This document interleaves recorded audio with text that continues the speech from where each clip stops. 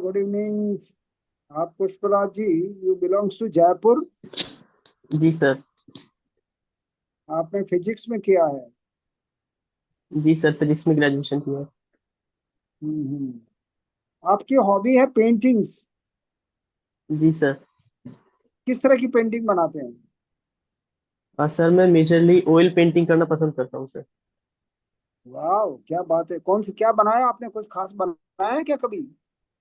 Sir अभी recently मैंने पिछले कुछ दिनों में जब मेरा घर जाना हुआ था तो मैंने जो बनी ठनी पेंटिंग है उसको बनाने का प्रयास किया था सर। अच्छा, बनाई थी आपने? जी सर। बनी ठनी का इतिहास को तो ध्यान रखना। फिर आप बोलने अगर बनी ठनी के बारे में बोलेंगे तो यू मस्ट नो अबाउट बनी ठनी। जी सर। हाँ, ठीक है। बनी ठनी के जी बारे में सर। किशनगढ़ शैली और बनी ठनी के बारे का उसका थोड़ा इतिहास होना चाहिए आपको। जी सर। हम्म। हाँ, और उसमें क्या विशेषताएं हैं? वहाँ की किशनगढ़ शैली की क्या विशेषता है, उसके नाक की, एपीरियंस जी की, वो सर। सब क्या है, वो आपको पता जी होना चाहिए। जी सर। आपने कितनी पेंटिंग बनाई है अब तक? सर ऐसे तो पेंटिंग्स तो बहुत सारी हो गई। मैं कक्षा 4 के आसपास से ही उसी समय से मैंने बनाना स्टार्ट कर दिया था थोड़ा थोड़ा। बट कक्षा 12 के ओ, बाद से मैं थोड़ा सा एक्टिवली बना रहा हूँ जब भी मुझे बहुत चांस मिलता है सर। बहुत अच्छा। It's good, very good. आपको जी सर। बताना फिर कभी देखेंगे, है ना इसको। अच्छा, किस तरह आप पेंटिंग्स में आरएस में क्या उपयोग है? मान लीजिए अगर आपका सिलेक्शन होता है, और मैं हम लोग कामना करते हैं कि विल बी सेलेक्टेड, तो जी आपकी सर। जो है ना ये हॉबी का यहाँ क्या उपयोग है? जी सर। सर मेरा ऐसा क्या मानना है उपयोग है? कि जो जी सर। हम्म, जी सर, मेरा ऐसा मानना है कि कोई भी जो कला होती है जैसे पेंटिंग जो है वो भी एक कला का पार्ट है। तो कलाकार हम्म, में सबसे जो आवश्यक गुण है वो सृजनात्मकता का गुण है, क्रिएटिविटी का। तो हम्म, एडमिनिस्ट्रेशन में भी जितनी भी प्रॉब्लम्स आती है उसके अंदर एक क्रिएटिव नजरिया अगर होता है तो वो बेहतर माना जाता है। दूसरा सर, हम्म, चित्रकला के माध्यम से मुझे जो एक स्किल डेवलप हुई है वो है ऑब्जर्वेशन की स्किल। हम जब किसी भी हम्म, चित्र को बनाते हैं तो उसे बारीकी से अध्ययन करना पड़ता है पहले। इसी तरीके से प्रशासन हम्म, में जो भी चुनौतियां आती है, समस्याएं आती है, उनका हम विश्लेषणात्मक अध्ययन कर सकते हैं। तो ये नजरिया हम्म, प्रदान करता है सर। और हम्म। दूसरा सर, ये मेरे लिए एक स्ट्रेस रिलीवर का काम करता है कि जब भी स्ट्रेस होता है, थोड़ा सा काम का बर्डन होता है, तो उसे एक रिलीवर का काम करता है सर। बहुत ही अच्छा, बहुत अच्छा। चलिए, अब पहलगाम की लोकेशन कहाँ है, कुछ पता है क्या आपको? जी सर। कहाँ पर है? सर पहलगाम जो सर जो पाक ऑक्यूपाइड कश्मीर जो है पीओके है उसके अंदर स्थित है सर। हम्म। उससे सर सर जो भारत का जो कश्मीर का हिस्सा है उसके अंदर स्थित है सर। माफी चाहूंगा सर। भारत के कश्मीर का हिस्सा? भारत की कश्मीर। जी सर। हम्म, हम्म। चलो, मैं बाद में बताता हूँ इसके बारे में। जी सर। आतंकवाद क्यों पनपता है, आप इसके बारे में कुछ बता बता सकते हो कुछ? जी सर। सर बताइए। आतंकवाद के पनपने के सर बहुत सारे रीजंस हैं। उसके अंदर सर जो मुख्य कारण जो हम समझ सकते हैं वो अभी हम्म, जो फिलहाल जो देखा जा रहा है वो सर राजनीतिक कारण प्रमुख है। उसके अलावा जैसे धार्मिक कट्टरवाद जो है, धार्मिक कट्टरवाद भी एक प्रमुख कारण के रूप में देखा जाता है। एक सर हम्म, सामाजिक आर्थिक कारण है, जैसे सामाजिक आर्थिक पिछड़ापन जो होता है वो लोगों को ऐसे कट्टरवादी जो विचारधारा है उनके प्रति अधिक आकृष्ट करता है। जैसे हम नक्सलवाद का भी एक रूप देख सकते हैं इसके रूप में। उग्रवाद और चरमपंथी गतिविधियां जो है ये देख सकते हैं सर। और सर धर्म की जो गलत व्याख्या, कुछ लोग धर्म की गलत व्याख्या करते हैं, उसे चरमपंथी की तरफ ले हम्म, जाते हैं, उससे भी सर पनपता है। हम्म। और वर्तमान में जो अच्छा, देखा जा रहा एक। है। हम्म, क्या कह रहे थे आप? वर्तमान सर वर्तमान में जो ये देखा जा रहा है पाकिस्तान की तरफ से, सर ये राज्य प्रायोजित आतंकवाद है। क्योंकि पाकिस्तान हम्म, जो है भारत से प्रत्यक्ष रूप से युद्ध में नहीं जीत सकता, इसलिए वो ऐसी गतिविधियां हम्म, अपनाता है ताकि भारत को क्षति पहुंचाई जा सके। गुड। अच्छा, एक एक एक क्वेश्चन और आपके। आप एसडीएम लग रहे हैं सिलेक्शन के बाद में, और आपके एरिया में भयंकर गर्मी से लोग मरने लगे हैं। जी सर। आप उस संबंध में क्या करेंगे? आप क्या स्टेप रहेगा आपका? जी सर। सर इसके लिए कुछ हम्म, सर शॉर्ट टर्म और लॉन्ग टर्म मेजर्स अपनाए जा सकते हैं। जैसे अगर त्वरित कार्रवाई की बात करें तो पहले एक गाइडलाइन जारी की जा सकती है कि जैसे हम्म, दिन के अंदर धूप अधिक रहती है तो कोई भी लोग हम्म, अनावश्यक रूप से या अगर आवश्यक हो तभी बाहर निकले। और बाहर निकले तो उसके लिए सुरक्षा उपकरण जैसे छाता हो गया या कोई ऐसे सूती कपड़ा हो गया, उसके माध्यम से खुद को ढककर बाहर निकले। और अनावश्यक हो तो बाहर ना निकले। दूसरा इसके लिए ये किया जा सकता है सर लॉन्ग टर्म मेजर्स के अंदर कि जो वृक्षारोपण का कार्यक्रम, जैसे सार्वजनिक स्थल है, सड़क मार्ग है, उनके दोनों तरफ वृक्षारोपण किया जाए। ऐसी गतिविधियों को बढ़ाएं जिससे जो जलवायु परिवर्तन हो रहा है उसका शमन हो सके। हम्म। किस भारतीय प्राचीन वैज्ञानिक ने गुरुत्वाकर्षण के बारे में बताया था सबसे पहले? जी सर। सर जहां तक मैं ध्यान कर पा रहा हूँ, सॉरी सर, मैं अभी नाम ध्यान नहीं कर पा रहा हूँ, शायद ब्रह्मगुप्त। माफी चाहूंगा सर, एग्जैक्टली मैं ध्यान नहीं कर पा रहा हूँ। चलिए मैं बाद में बताऊं। सूर्य सिद्धांत क्या होता है ये, जिसकी मतलब सूर्य सिद्धांत एक तो चंद्रमा की गति के अनुसार चलता है और एक सूर्य के गति के अनुसार चलता है। तो ये सूर्य सिद्धांत के आधार पर क्या है और चंद्रमा के सिद्धांत के आधार पर क्या है? सर सूर्य सिद्धांत और चंद्र सिद्धांत जो है सर, ये कैलेंडर की गणना करने के लिए उपयोग में लिए जाते हैं सर। दो तरीके के कैलेंडर हम्म। होते हैं, एक चंद्र आधारित होता है जैसे हमारा विक्रमी संवत है, और एक सूर्य हम्म। आधारित होता है जैसे ग्रेगोरियन कैलेंडर जो है, जो हम यूज लेते हैं। हम्म। ये सर दो हम्म। प्रकार की गणनाएं की जाती है सर पंचांग बनाने के लिए। ग्रेगोरियन कैलेंडर कैलेंडर के बारे में ध्यान रखना आप, इसके पूरे में पूरे अगर आपको पूछे तो इसके बारे में पता होना चाहिए कि कब किसने लागू किया था ये। जी सर। ठीक है। जी सर। ये भारतीय आइंस्टीन किसको कहा जाता है यहाँ पर, भारत का आइंस्टीन? भारत का इंस्टीट्यूट सर। हम्म।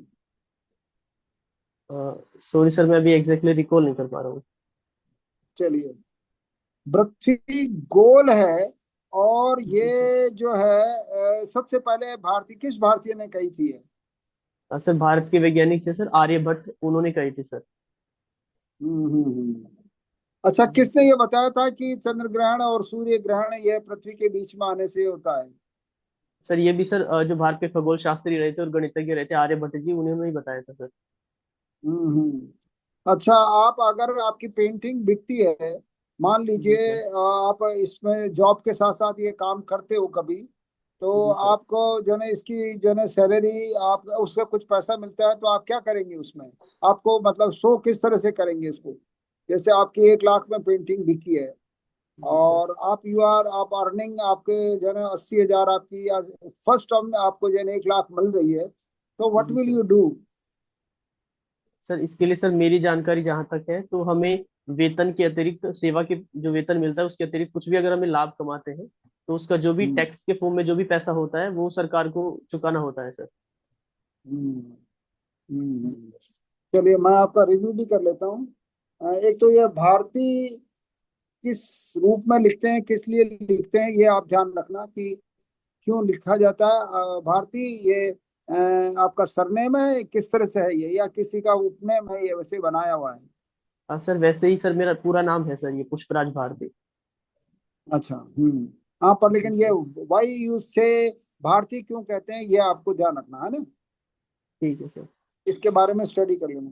एक क्वेश्चन पूछा था मैंने बनी ठनी के बारे में, आपने बताया कि बनी ठनी का, तो बनी ठनी के बारे में मैंने आपको पता ही दिया कि उसके बारे में आपको पूरा नॉलेज होना चाहिए, उसकी स्टडी करके जाना। जी सर। पेंटिंग जी एक सर। एक अच्छी हॉबी है, वेरी गुड, मतलब मैं इसको बहुत एक्सीलेंट हॉबी मानता हूँ।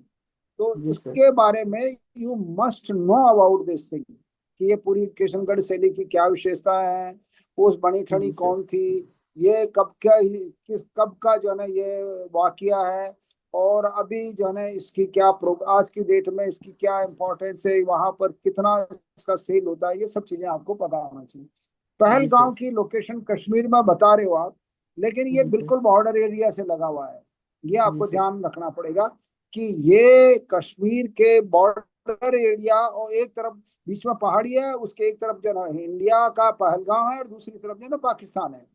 वो पहाड़ी जी का सर। इलाके जो है ना वो सघन जो है ना वहाँ जंगल है, और इसकी वजह से वहाँ पता नहीं लग पाता कि कौन आ रहा है, एक अचानक वहां से घुस जाते हैं ना लोग। जी तो सर। ये यूं आपको पता रहना चाहिए कि वो उसकी लोकेशन के बारे में आप पूरा, क्योंकि ये पहलगाम का मामला बहुत करंट मामला है, तो यू मस्ट नो अबाउट जी दैट। सर। Okay sir. आतंकवाद क्यों पनपता है, ये आपने कुछ कुछ जवाब दिया था, पर लेकिन साइंटिफिक जवाब देना है, 1 2 3 4। तो उसमें जी ये सर। सबसे पहले तो ये अशिक्षा है, क्योंकि जो भी इसमें हर एक बंदा जो है ना वहाँ ये आतंकवादी नहीं बनता होगा ना। कोई तो जी अच्छे सर। एजुकेशन में भी जा रहे हैं, कहीं बाहर चले जाते हैं, पढ़ते भी हैं उनके लोगों के लोग, हर कोई वो अपने, जो भी बहुत बड़े अफसर हैं वो अपने बच्चों को आतंकवादी थोड़ी बनाते हैं। क्यों? नहीं सर। ये वही बनते हैं जो कि उनको एजुकेशन नहीं मिली है। जो गरीब बच्चे हैं उनको एजुकेशन नहीं मिली, दूसरे वहाँ के मुल्ला मौलवी या वट एवर में जो एजुकेशन, प्रॉपर एजुकेशन नहीं मिलती है, वो जो है ना उनको जो है ना वो भर देते हैं, मतलब नेगेटिविटी भर देते हैं, और उसकी वजह से। दूसरा, बेरोजगारी। जो उनके जी घर सर। के माँ बाप उनको किसी तरह से जो है ना सपोर्ट नहीं करते हैं पढ़ाई के लिए, कुछ एजुकेशन के लिए अच्छी, तो वो बेरोजगारी उनको एक बहुत बड़ा कारण है। वो जो जैसे जिस बहाव में ले जाते हैं उसी बहाव में वो चले जाते हैं, और ये बेरोजगारी, अशिक्षा बहुत बड़ा कारण है। और जो है ना एक नेगेटिविटी भरने का या एनवायरनमेंट का, उस देश के एनवायरनमेंट का इसमें बहुत ज्यादा असर होता है। तो जी जैसे सर। हमारा देश है, तो हमारा देश उसको पनपने नहीं देता, या उसको जो है वो सपोर्ट नहीं करता। वहाँ की गवर्नमेंट उसको, एनवायरनमेंट ऐसा है वो सपोर्ट करती है, इसलिए वो डेवलप ज्यादा होते हैं। जी सर। मतलब एक तीन चार इस तरह से स्पेसिफिक कारण बताना है। एक जी सर। आपसे क्वेश्चन पूछा था कि आपके क्षेत्र में गर्मी से लोग मर रहे हैं। तो जी गर्मी सर। से ये बात तो है, लू ताप से भी मर जाते हैं, बहुत सारे मरते ही हैं। लेकिन साथ साथ आपको दो तीन बातें याद रखनी। पानी की स्वच्छता। आपको उन दिनों में, अगर आप एसडीएम लग रहे हैं और आपके एरिया में इस तरह की घटना हो रही है, तो पानी की जांच कराएंगे कि वो स्वच्छ है कि नहीं है। ताप के लिए, लू ताप में जो न, ये तो आपने बताया था कि उनको दिन में ना निकलने के लिए आप सजेस्ट करेंगे लोगों को, तो ये तो बिल्कुल सही है। लेकिन साथ साथ पानी की और वहाँ के जो है ना खान पान में, जैसे फूड पॉइजनिंग हो जाती है, तो फूड जी पॉइजनिंग तो सर। नहीं हो रही है, कहीं लोगों को बहुत सारे जो है ना खान पान ऐसा हो, फीड कर रहे हो कि खाना, जिससे कि लोग मर रहे हो, तो ये आपको इंक्वायरी करानी पड़ेगी। तो ये जी आपको सर। इस तरह के डॉक्टर्स को वहाँ की जो है उसको ये जो है ना कंस्ट्रक्शन देने पड़ते हैं। दूसरा एक क्वेश्चन पूछा था आपसे, किस भारतीय ने वैज्ञानिक ने गुरुत्वाकर्षण का, वो आपने थोड़ा थोड़ा सही था, वो ब्रह्मगुप्त ने ही कहा था। ब्रह्म अच्छा। आपने बोला तो था, लेकिन जी कॉन्फिडेंट सर। नहीं थे वो। ब्रह्मगुप्त जी जो है सर ना वो। जालोर के रहने वाले थे, और ये उज्जैनी की वेधशाला में ये वहाँ के वो जो है ना वो चेयरमैन थे, या उसके जो है ना वैज्ञानिक थे। और उन्होंने ही बताया था कि ये जो है ना कोई भी चीज जो नीचे आके गिरती है वो गुरुत्वाकर्षण का सिद्धांत है। और बल्कि मैं ये कहूंगा कि 99% जितने भी इंजीनियरिंग इन्वेंशन हुए हैं, वो जी हमारी सर। बुक्स को पढ़कर ही अंग्रेजों ने वहां पर डेवलप किया है उनको। बिल्कुल सर। आप फॉलो कर रहे हैं ना, मतलब आप ये जी पूरे सर। कॉन्फिडेंट के साथ कहिए कि जितने भी इन्वेंशन वहां पर वेस्टर्न कंट्रीज में, इंग्लैंड में जो हुए थे उन दिनों में, वो हमारी भारतीय किताबों को, प्राचीन ग्रंथों को पढ़कर उनकी ट्रांसलेशन करके, और उन्होंने, अब जैसे कि ये ऋग्वेद है, तो ऋग्वेद को मैकडोनल्ड ने, मैक्स मूलर ने बहुत बड़ा काम किया है। तो सारे जी सर। ग्रंथों पर काम हुआ है वहां पर। तो ये उनको उसके आधार पर उन्होंने ये किया। सूर्य सिद्धांत और चंद्र सिद्धांत, वो आपने सही बताया कि ये जो है ना उनके आधार पर हमारा जो ना यहाँ का जो विक्रम संवत है, वो चंद्र जी की सर। गति के आधार से पे चलता है। और उसी के आधार पर हम लोग जो है ना वो चंद्र ग्रहण सूर्य ग्रहण की जो है ना सही गति निकाल पाते हैं। यहाँ के जो पंचांग निर्माण करते हैं ना, वो जी सही, सर। ये सटीक जो है ना उसका प्रिडिक्ट कर पाते हैं। ये बहुत बड़ा कारण है, मतलब हमारे जो है ना, मतलब पंचांग का या हमारी जो है ना संवत का बहुत बड़ा ये प्लस पॉइंट है कि ये चंद्र की गति के अनुसार होता है। और ये उसी सही समय पर बताते हैं कि इस समय ये चंद्र ग्रहण होगा। वो लोग जो है ना साइंटिस्ट बाद में बताते हैं, हमारे यहाँ के लोग जो है ना ये जो है ना पंचांग निर्माण वाले, वो पहले बताते हैं। जी एक सर। भारत में आइंस्टीन किसे कहते हैं? वो नागार्जुन था। नागार्जुन जी रसायन सर। शास्त्री था बहुत बड़ा। और उसने मतलब रसायन के आधार पर बहुत सारे रासायनिक जो है ना उसके पारे का आविष्कार, बहुत सारे आविष्कार उसने किए थे। उसके बारे में आपको जो है ना आपको देख लेना उसमें। आपने ठीक है एक सर। क्वेश्चन पूछा था, पृथ्वी गोल है, वो आर्यभट्ट ने, आपने उसका सही जवाब था। एक जी चंद्र सर। ग्रहण और सूर्य ग्रहण के पृथ्वी के आने से बीच में, वो भी आर्यभट्ट का आपका सही जवाब जी था। सर। एंड मैं तो ये कहूंगा कि आपका पुष्पराज जी, आपकी जी सर। सेवे बना लेना। आपका जी experience is sir. Good. And आप आपकी प्रिपरेशन भी अच्छी है। एंड आगे मैं समझता हूँ कि थोड़ी सी और, आपका कब है इंटरव्यू? सर अभी डेट नहीं आई है सर मेरी। अच्छा, डेट नहीं आई है। ले जी सर। अच्छा है, तो आपके पास अभी यू कैन ट्राई, मतलब डिफरेंट, आप और भी इसके इंटरव्यू ले सकते हो, ऑफलाइन भी जी ले सर। सकते हो, वहां पर जो जयपुर में रहते हो। आपने स्प्रिंग जी सर। बोर्ड का लिया क्या है? जी सर। जी सर। कब किया था आपने? सर 2 मॉक दे दिया अभी स्प्रिंग बोर्ड में। दो, अच्छा, दो मौके। तो उनका जी स्टैंडर्ड सर। कैसा था हमारे कंपैरेटिवली, हमारे कंपैरिजन में? सर सही था, एक्सपीरियंस सही था। हैं? एक्सपीरियंस सही था सर, पर यहाँ पे आप जो बता रहे हो, आप फीडबैक पे ज्यादा काम कर रहे हो, तो रिव्यूज अच्छे दे रहे हैं सर आप। वहाँ पे इतने हम्म। रिव्यूज थोड़े कम दिए जाते हैं। अच्छा, रिव्यूज कम देते हैं। कितने हाँ लोग जी बैठते सर। हैं वहां पर? 3 लोग होते हैं सर। अच्छा, उनके क्वेश्चंस का पैटर्न क्या होता है? सर क्वेश्चंस तो लगभग कुछ तो सब्जेक्ट से भी होते हैं, हॉबी से भी होते हैं। मतलब क्वेश्चंस तो ठीक हम्म होते हैं, बट जो रिव्यूज है वो थोड़ा कम टाइम के लिए देते हैं, जैसे 5 मिनट 6 मिनट बस। हम्म हम्म तो हम्म रिव्यूज उतना बेटर नहीं है। गुड। चलिए, मैं गया था वहाँ एक दफा, लेक्चर हुआ था मेरा वहाँ। दो तीन उनके बहुत सारी क्लासेस हैं उसमें। आपने ज्वाइन किया था क्या स्प्रिंग बोर्ड पहले से भी? Sir yes sir, mains batch में था सर मैं पिछली बार। अच्छा, वहीं वहीं से स्टडी की थी आपने? जी सर। चलो, आपको पुष्पराज जी बहुत सारी शुभकामनाएं। और आपका ये चश्मा थैंक यू कितने सर। नंबर का है? सर ये थोड़ा ज्यादा है सर, -6 है सर। -6 6। है? जी सर।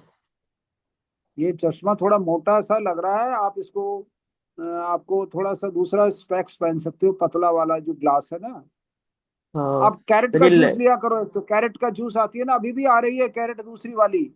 कैरेट का हाँ जूस आप लिया करो 2 गिलास रोजाना, दो जी सर। गिलास या 1 गिलास जूस आप डेली लीजिए। जी उसमें सर। लेमन का जूस, एक एक आधा लेमन डालकर आप जरूर जरूर लीजिए। उसमें कैरेट और बीट रूट, बीट रूट जी सर। दोनों को मिलाकर आप जूस कंपल्सरीली लीजिए। जी जी आपके जी सर। आइज आइज के लिए अच्छा होगा। बहुत सारी शुभकामनाएं Pushpraj ji. I wish for the best thank of you your sir. Journey. Thank you sir. चलिए, ओके।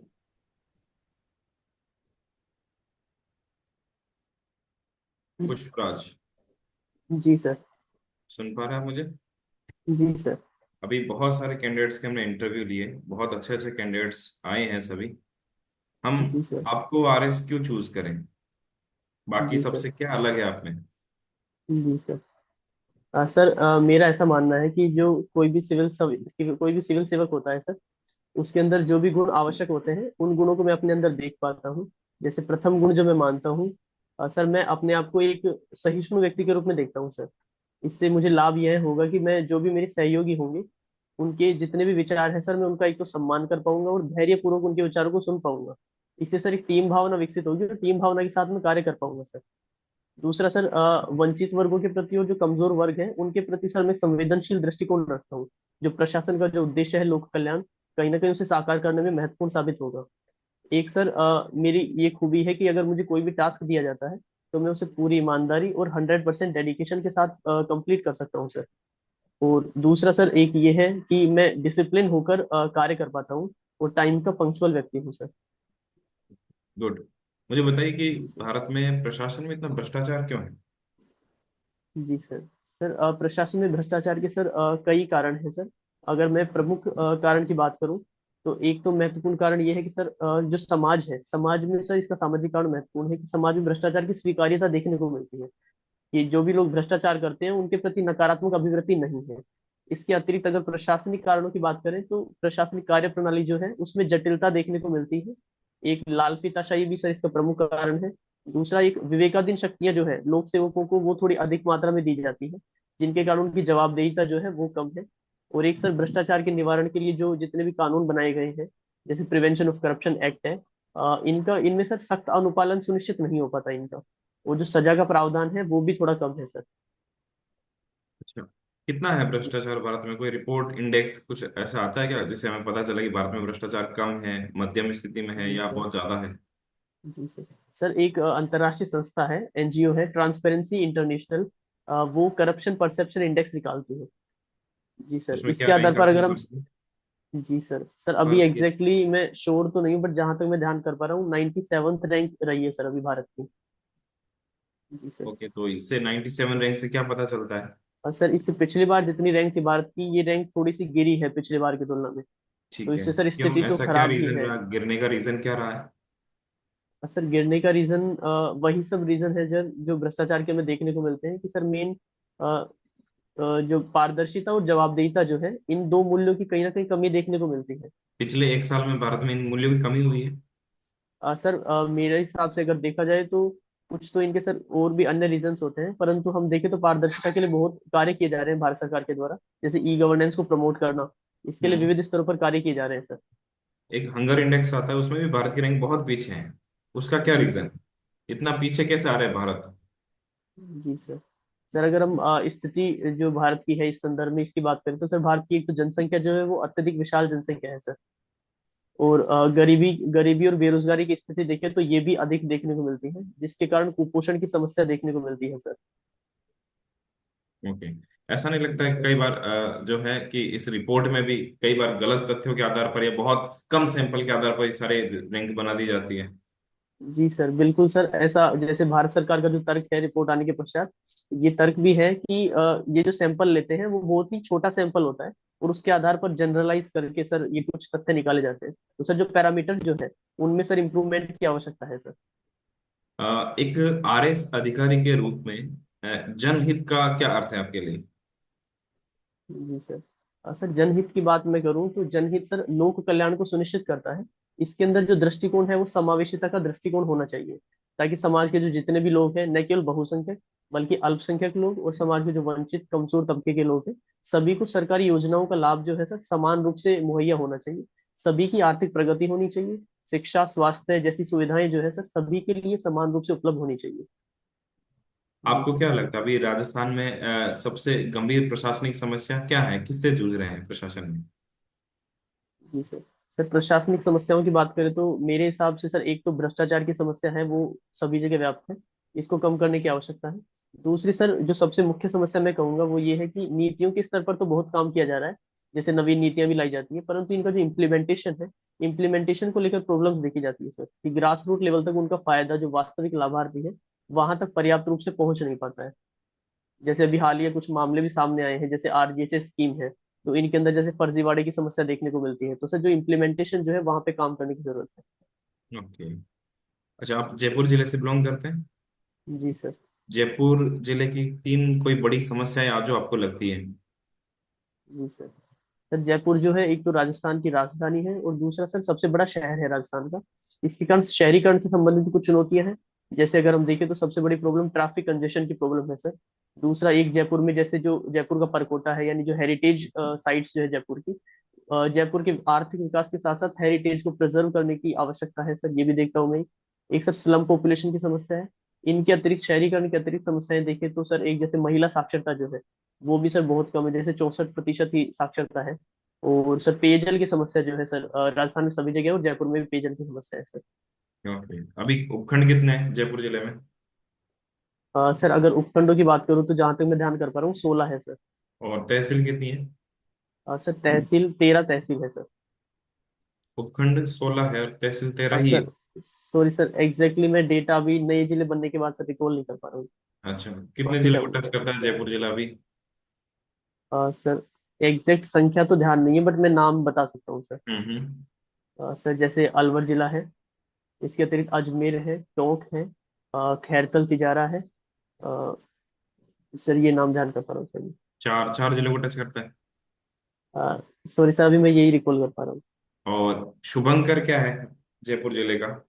जी सर। सर जयपुर का शुभंकर चीतल है sir. Okay, good. Lalit sir, आप कंटिन्यू करें। जी सर। हाँ, थोड़ा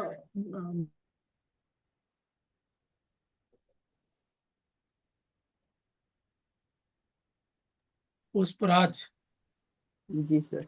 आपके नाम से ऐसा लगता है कि वो पुष्पाराज आ गए। कहाँ से हो पुष्पराज जी? हाँ सर, मैं विराटनगर से बिलोंग करता हूँ सर, जयपुर जिले में। विराटनगर। जी सर। हम्म, क्या अर्थ होता है पुष्पराज का? सर पुष्पराज का अर्थ सर फूलों का राजा। फूलों का राजा। अच्छा, जी सर। और? सर अभी तो मैं सर यही ध्यान कर पा रहा हूँ। अच्छा, कामदेव नहीं होता है? कामदेव। सॉरी सर, मुझे जानकारी नहीं है सर इसके बारे में। हम्म, ठीक। ये डिजिटल एक्सेस क्या है? अभी गवर्नमेंट ने, सुप्रीम कोर्ट का कोई डिसीजन आया? जी सर। सर अभी सुप्रीम कोर्ट का डिसीजन आया है डिजिटल एक्सेस में। यह है कि सर जो कुछ वंचित तबके के लोग होते हैं जैसे दिव्यांगजन है, दृष्टि बाधित लोग हैं, इन लोगों तक सर पर्याप्त रूप से जो डिजिटल सर्विसेज है जैसे फाइनेंशियल डिजिटल सर्विसेज है, वित्तीय समावेशिता है, केवाईसी के जो प्रोसेस है, ये इनका पर्याप्त रूप से लाभ नहीं ले पाते हैं सर। कहीं ना कहीं इनको तकनीकी बाधाएं देखने को मिलती हैं। गुड। तो सुप्रीम कोर्ट का ये कहना है। कौन से आर्टिकल से लिंक है ये?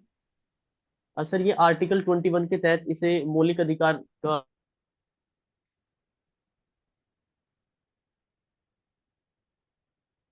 आप जो, मेरी आवाज आ रही है आपको? आपकी आवाज बंद हो गई है पुष्पराज जी।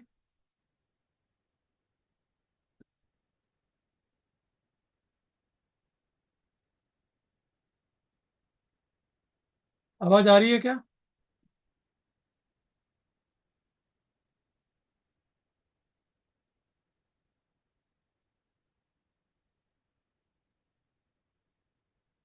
पुष्पराज जी आवाज आ रही है?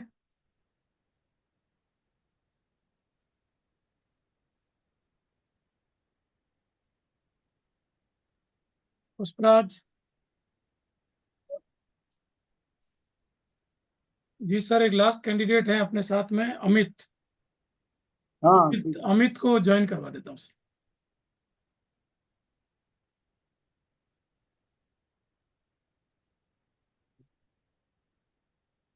हेलो।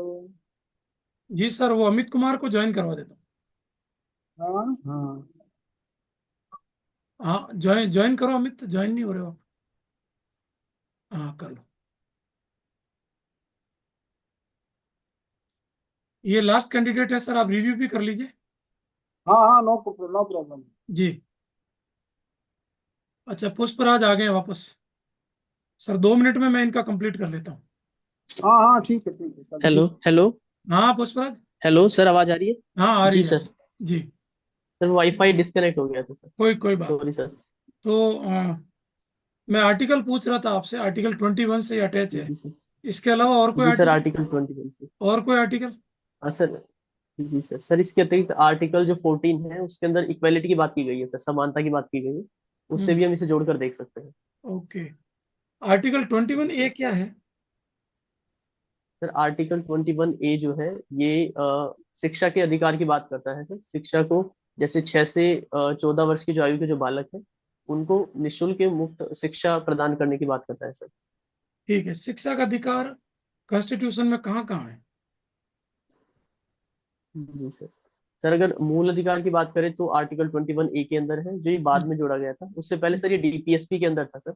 आर्टिकल हम्म, 45 के अंदर इसका प्रावधान किया गया था। और हम्म। वर्तमान में 6 वर्ष तक के बालकों के लिए भी नीति निर्देशक तत्व जो है उसके अंदर इसकी बात की जाती है सर। और कहीं शिक्षा का वर्णन? और सर शिक्षा के अंदर जो शिक्षण संस्थान है उसके अंदर आरक्षण की बात की गई है सर, जैसे आर्टिकल 15(4) जो है उसके अंदर इसकी बात की गई है। और फंडामेंटल ड्यूटीज में? अ, जी सर फंडामेंटल ड्यूटीज के अंदर भी है सर। जो 11वां जो फंडामेंटल ड्यूटी है वो इसी के बारे में बात करता है कि जो अभिभावक है वो हाँ। उनके जो भी बच्चे हैं उनके लिए शिक्षा का प्रावधान करेंगे सर। अच्छा, एक चीज बताइए कि शिक्षा को 21 ए में क्यों डाला गया? और भी तो आर्टिकल है, उनमें डाल देते। जी हाँ। सर। सर जो आर्टिकल 21 जो है सुप्रीम कोर्ट के द्वारा इसकी विस्तृत व्याख्या की गई है कि ये न केवल जीवन का अधिकार है बल्कि ये जीवन के व्यापक जो पक्ष है सभी को कवर करता है। और हम्म। व्यक्ति के लिए गरिमापूर्ण जीवन जीने के लिए ये आवश्यक है कि उसे शिक्षा तक उसकी पहुंच सुनिश्चित हो सके, क्योंकि गुड। शिक्षा के माध्यम से ही व्यक्ति के एक संपूर्ण व्यक्तित्व का विकास हो पाता है। ठीक है, राइट आंसर। जी अच्छा, ये बताइए कि जातिगत जनगणना क्यों आवश्यक है? अभी गवर्नमेंट ने क्यों डिसीजन लिया इसका? जी सर। सर जातिगत जनगणना जो है अगर इसकी आवश्यकता की बात करें तो सर इसकी सबसे इम्पोर्टेंट आवश्यकता ये है कि जो सरकार की जो भी योजनाएं होती है, हम्म। कल्याणकारी कार्यक्रम होते हैं, उसके लिए जो वंचित वर्ग है उनके डेटा की आवश्यकता पड़ती है कि उनकी हम्म। संख्या कितनी है, उनके विकास का स्तर क्या है, उन तक लाभ पहुंच पा रहा है या नहीं। तो उनके डेटा कलेक्ट करने के लिए एक तो महत्वपूर्ण आवश्यकता ये है। दूसरा और? सर ये बात करें तो हमारे आरक्षण का प्रावधान किया गया है इनके लिए, इन वर्गों हम्म। के लिए। हम्म। परंतु आरक्षण आरक्षित वर्गों में भी ये देखा जाता है कि प्रिविलेज सेक्शन बन गया है, यानी हम्म। कुछ ही आरक्षित जाति ऐसी है जो आरक्षण का फायदा ले रही है, हम्म। जबकि कुछ को लाभ नहीं मिल पा रहा है। हम्म। और तीसरा सर मैं बात करूं तो हमारा जो संविधान है वो सामाजिक न्याय स्थापित करने की बात करता है। उस सामाजिक न्याय की स्थापना करने के लिए और संसाधनों का न्यायपूर्ण वितरण सुनिश्चित करने के लिए ये आवश्यक है कि जातिगत जनगणना करवाकर डेटा कलेक्ट किया जाए और उसका विश्लेषण करके समावेशी नीति निर्माण को सुनिश्चित किया जाए सर। हम्म, ठीक है। जी सर। एक क्वेश्चन आप बता दीजिए, जी सर। नेहरू लियाकत समझौता जी सर। बताएं। सर नेहरू लियाकत समझौता, सर मैं थोड़ा टाइम ले सकता हूँ सर? जी बताएं, लीजिए टाइम लीजिए। माफी चाहूंगा सर, मैं अभी एग्जैक्टली रिकॉल नहीं कर पा रहा हूँ सर। ओके, एक परमाणु जी सर। प्रतिष्ठानों की जानकारी समझौता। जी सर। सर ये समझौता ये है कि जो भारत और पाकिस्तान जो है इनके बीच के अंदर जो भी परमाणु संयंत्र स्थापित किए जाएंगे हम्म, उनकी सर डेटा आपस के अंदर साझा किए जाते हैं कि वो गैर सैन्य उपकरणों के लिए इस्तेमाल किए जाएं, ठीक जैसे है। परमाणु ऊर्जा का विकास है ओके ओके, इस एक और बारे है में। लाहौर घोषणा पत्र। जी सर। अ, माफी चाहूंगा सर, ये भी मैं अभी रिकॉल नहीं कर पा रहा हूँ। अच्छा, किन देशों के मध्य है? सर भारत और पाकिस्तान के मध्य से। हम्म, एक है राष्ट्रीय पोषण पखवाड़ा। जी सर। हम्म, सर इसकी एग्जैक्टली डेट अभी मुझे ध्यान नहीं है, परंतु इसका जो उद्देश्य है वो ये है कि राष्ट्रीय पोषण पखवाड़े का कि स्कूल्स के अंदर जो बच्चे होते हैं उनके पोषण एवं स्वास्थ्य जो है, और जो हम्म। किशोरी बालिकाएं होती हैं, गर्भवती स्त्रियां होती हैं, उनके पोषण एवं स्वास्थ्य के प्रति जागरूकता फैलाई जा सके, उसके लिए मनाया जाता है सर। राजस्थान का कौन सा स्थान है?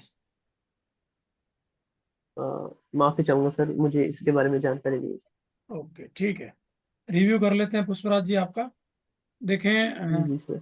बहुत ही अच्छा आपका परफॉर्मेंस है, और बहुत ही शब्द प्रस्त चयन और भाषा शैली बहुत ही अच्छी है।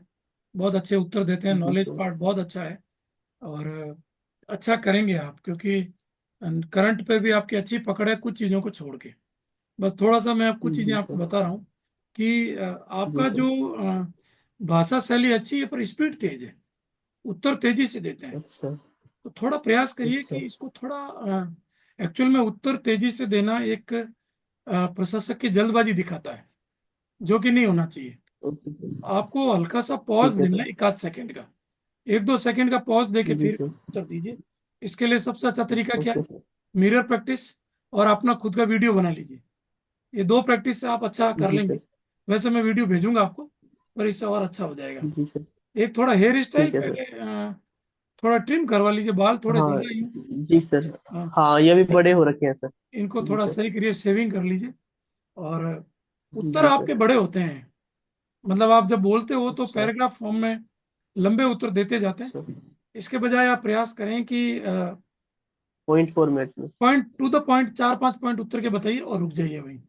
नहीं तो आप खुद जी कहीं ना सर। कहीं फंसते जाएंगे फिर उसमें। और ओके सर। इस्माइल कहीं भी नजर नहीं आई है पूरे मॉक में। ऐसा लगा है कि आप बिल्कुल एक बहुत गंभीर व्यक्तित्व के तौर, हाँ, ऐसे इस्माइल बीच जी में सर। कहीं कहीं एक नेचुरल वे में आपके आनी चाहिए। बाकी ओवरऑल गुड है, ओवरऑल बहुत अच्छा है। Okay sir. करंट के जैसे आपने कुछ उत्तर नहीं दिए, कुछ अच्छे उत्तर दिए। जैसे शिक्षा वाला उत्तर बहुत जी अच्छा सर। दिया है, गरिमापूर्ण शिक्षा वाला। जी सर। आर्टिकल वगैरह अच्छे जी बताए सर। आपने। नेहरू लियाकत हम्म। समझौता आपने थोड़ा सा बताया है। अब भारत पाकिस्तान का हम्म। मुद्दा गर्म है, तो इससे रिलेटेड जितने समझौते हुए हैं आपको जी पता सर। होना चाहिए। हाँ। पोषण पखवाड़े में जी सर। राजस्थान प्रथम है, राजस्थान में चूरू प्रथम है। इसको थोड़ा डिटेल में देखिए, ये सारा न्यूज़पेपर से रिलेटेड है अभी। ठीक है, बाकी ठीक है ओवरऑल सर। अच्छा है आपका। जी सर। और और कुछ आपका थैंक कोई यू सर। क्वेश्चन हो तो आप गौतम सर से पूछ सकते हैं। जी सर। ठीक है, चलिए, ऑल द बेस्ट। हाँ। Thank you sir. है ना।